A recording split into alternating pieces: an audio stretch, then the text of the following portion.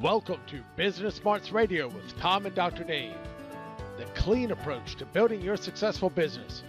Now, let's introduce Tom Borg and Dr. Dave Miles.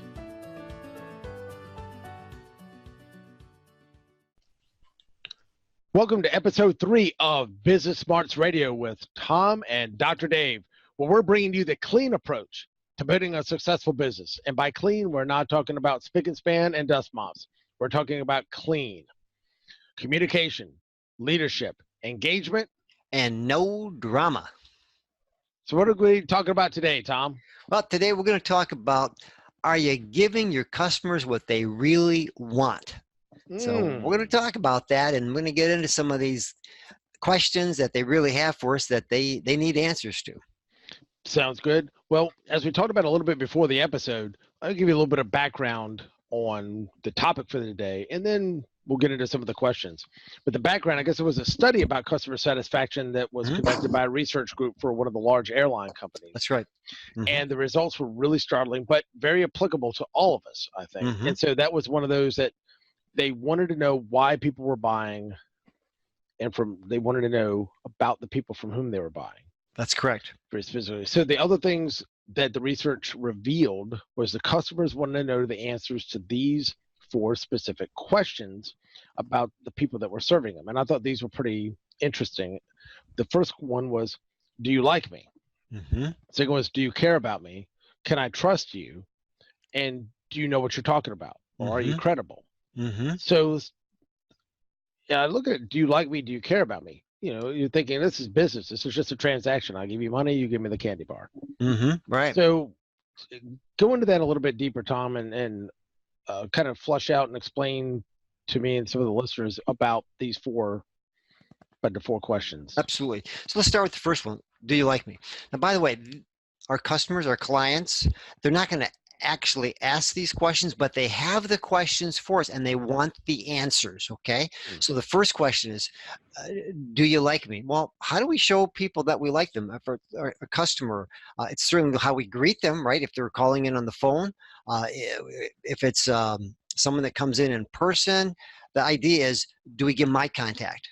Do we, the tone of our voice, do we sound like we like them? You know, we can definitely throw off body language that can imply we like a person by our open stance, our nodding head, smiles. Okay. These are things that are important. I mean, people like to be liked. I think it was that great English essayist, Charles Lamb, once said, "Damn it, I like to be liked." And this is very... You and me are the same way. We want to be liked. I mean, well, and I like that idea because at first when you hear the question, like, I don't know you. I don't know if I like you or not, but I understand the context you're talking about now is when people come in, they want to be acknowledged. They want to be respected. They want to be felt like they're welcome at your place of business. Absolutely. And it might, at the same time, it might be not at your place of business, but on the telephone. You know, just the other day, I was calling an organization, and the way the woman sounded, she just sounded like she liked me. She used my name, and she just made sure I had my questions answered. I mean, just the tone of voice and the way she presented herself through that communication over the telephone gave me the impression that she really liked me. Gotcha. Now that makes sense because I mean, and I know it's to a certain degree scripted, but I mean, when you are using people's names and you actually, this part is not scripted, when you're actually listening to what they're saying instead of assuming what they're trying to ask you. That's right. You know, those things are big. And what do you be able to pick out of their tonality? Like I said, you're right. You may not be in their place of business right in front of them to pick up body language cues and stuff like that. But, you know, not just the tonality of your voice going out as the customer service representative picking up the phone or the manager picking up the phone, but what are the little changes in tonality and pace that you can pick up from the customer where you can turn that and adapt what you're doing to try to match their tone or de-escalate or help them out in whatever way. Right. Well, that's just it. You've got to be able to listen with your ears and your mind, so to speak, and be able to hear what's being said between the lines and communicate to that person in such a way that it's going to give them the impression, sincerely, obviously, that you do like them. And hey, you like yourself, why you're in that position, you're there for a reason to help this other person. So that can come across in your tone of voice and the words that you're using. Certainly.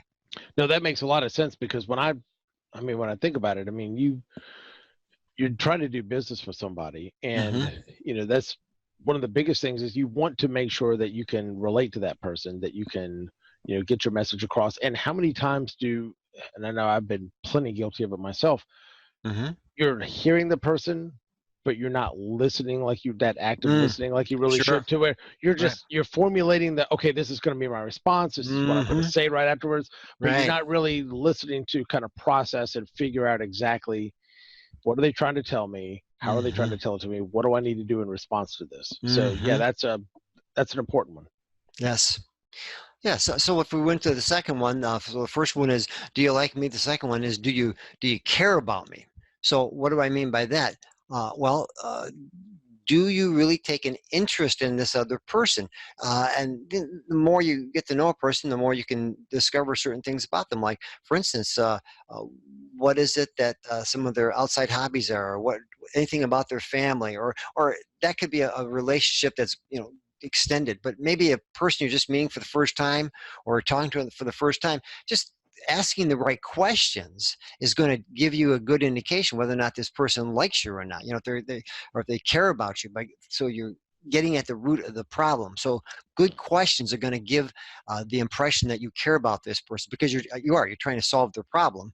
Right. How are you going to do that? Well, you got to figure out what it is that's going on there, and ask the right questions. So Carrie, just your tone of voice again, using their name again. But the key is to just really show them that if they got a problem, you're going to be the person to help them solve it.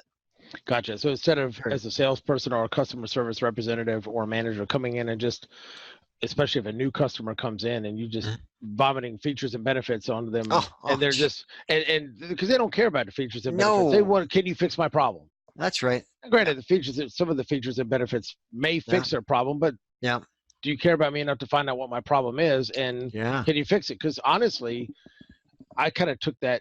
Do you care about me? If I care about you as a customer, Mm-hmm.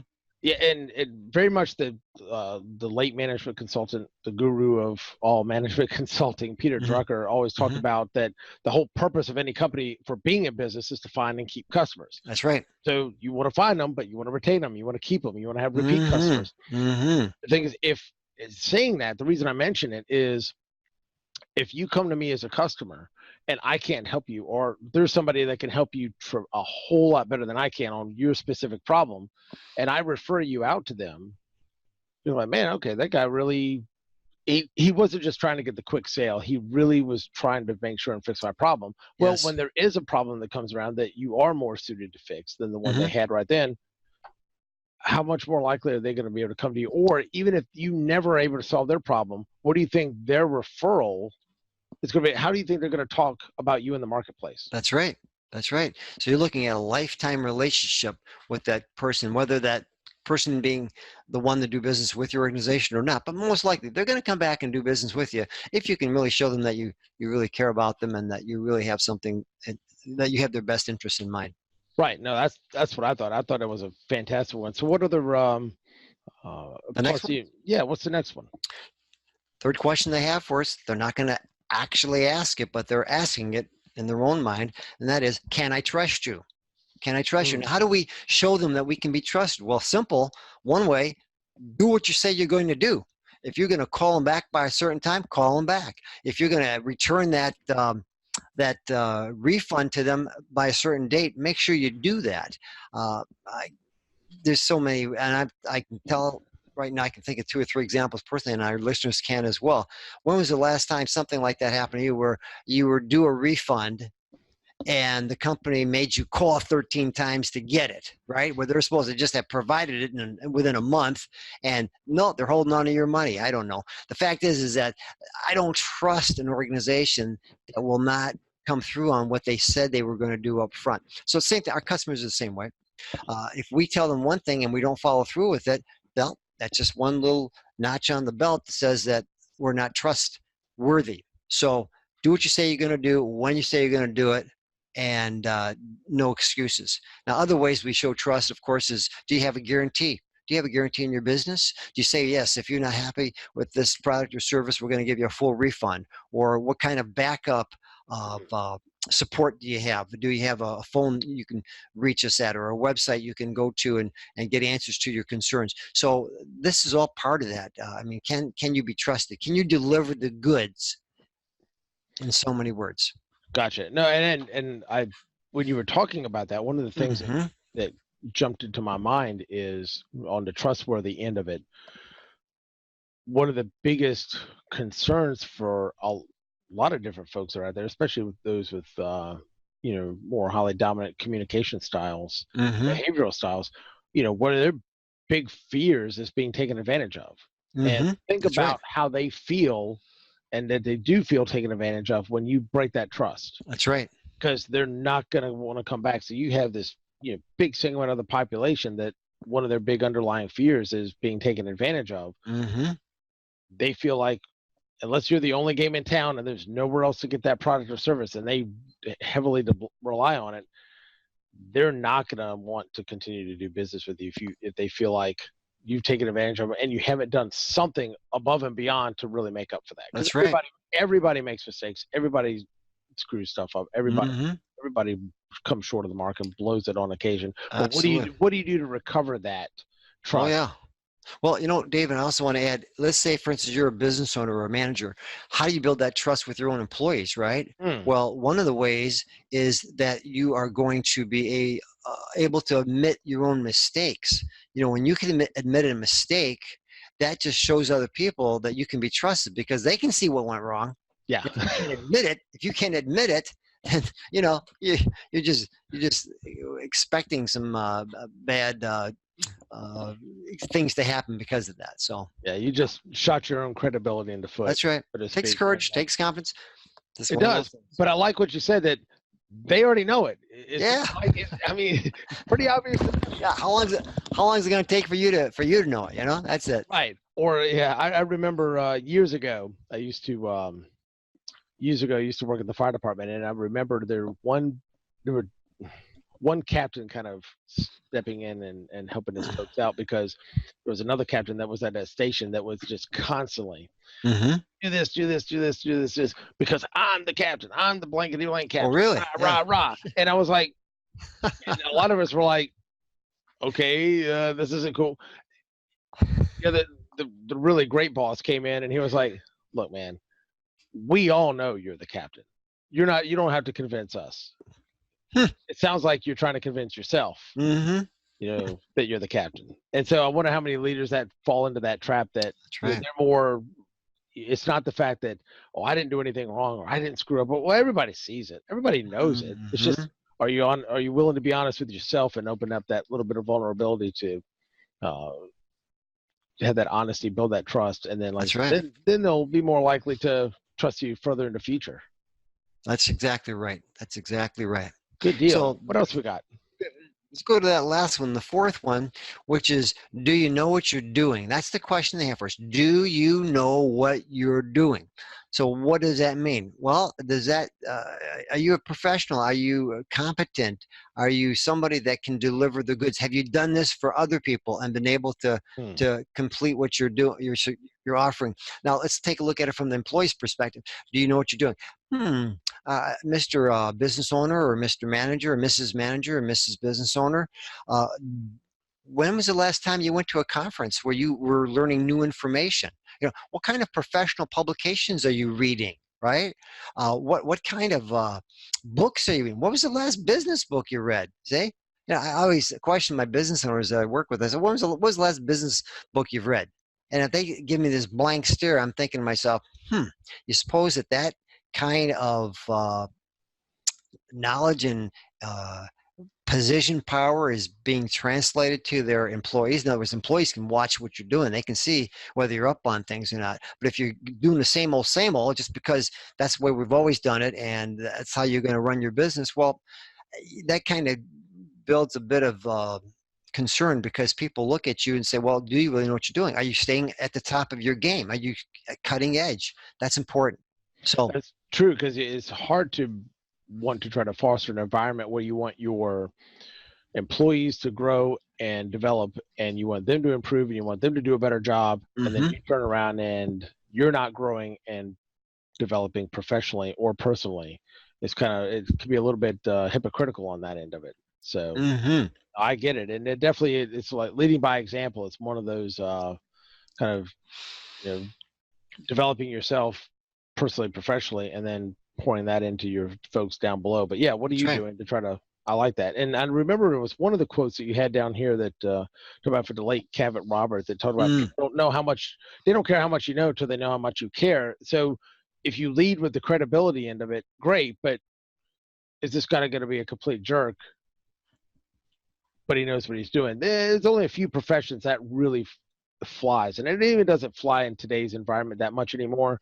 But if you had a brain tumor and there was one specific brain surgeon that was the best in your area that was going to be able to do the job and make that happen, to some degree, you know, you don't really have a lot of choice. You could have the worst bedside manner in the world, and it's like, well, but that's the guy I have to go to. Well, Mm. that's the lady I have to go to. But honestly, how much better is it if they actually have a decent bedside manner and Sure. actually have some people skills to go with those, you know, extraordinarily defined surgical skills as well?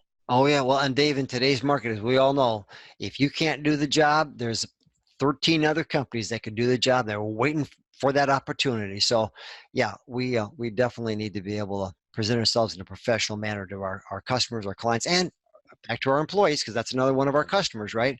Very We don't true. serve them properly, they'll go look for greener pastures elsewhere. Yep, I was gonna say that's a thing that we also miss a Mm. lot of times, is that they are our internal customers, or Mm-hmm. our employees. And the thing is, as leaders, we're not the ones that are serving most of the time, we're not the ones directly serving our customers. We're Mm-hmm. the ones serving the managers, who are serving the supervisors, who are serving the employees, who are serving the customers. That's right. So the That's right. higher up in the food chain, so to speak, that we're at, Mm-hmm. or imperative it is on us to make sure, yes, we have to make sure and hit our goals, hit our numbers, hit our things, but what are we doing to serve the people that are serving the people that are serving the people that are serving the customers? Because like Peter Drucker said, the whole point of being in business is to find and retain customers. That's right. And if you're not, and people can't do that if they're like I said in another episode, employees are really bad filtration systems. You can't keep dumping on them and expect them to be treating the customer fantastic. It That's just doesn't work. Nope. Well, and hitchhike on that one more time. It was Chef Hyken that said the way we treat our employees is the way they're going to treat our customers. So Absolutely, that's the point exactly. You're 100% right. makes So, sense. all right, any final thoughts we had? Do you like me? Do you care about me? Can I trust you? And are you credible? Do you know what you're talking about? Mm-hmm. So let's wrap this up for this episode. Sure. So that's about it in a nutshell. But if we can follow through and answer, keep those questions in mind, that this is what people have for us, whether it be customers or employees. If we can approach our our our efforts each day with those thoughts in mind of answering those questions in the right way, we'll just be a better business, a better place to to be for everyone that works there, and for every customer that walks through your door or visits your website. Nice. And I know that we had mentioned before that ultimately it falls to the business owner, the manager, the leader. It's ultimately their responsibility. But it seems to be you have to train your people properly to do Mhm. this. I mean, you Yes. can't just assume that you're going, or tell them one time in an email, or tell them one Nope. time in a company meeting. You've got to have this repetition. You've got to have this training. You have to have that built baked into the cake. You have to be consistent about the implementation, the training, and know that people are going to fall, That's right. and they're going to fail, but they're going to continue to get better and try, Mm-hmm. and to make sure that you select good employees that are a good fit for the type of culture and the type of environment that you're trying to create for your customers. Mm-hmm. I think that's something that's really important too, because Yeah. you have somebody that's in a very high touch type of industry and they're not a very high touch type of person. That's a Even if they formula for disaster. yes, even if they answered number 4 and they're like, yes, I know what I'm doing, I'm really good at what I'm doing. If you're in that kind of industry, it's you're just turning away customers and turning them Got off. that right. So good deal. Well, that is it for this episode of Business Smarts Radio with Tom and Dr. Dave, bringing you the clean approach to building a successful business where we're all about communication, leadership, engagement. And without all the drama. Without all the drama outside. We will see you in the next episode. Take care.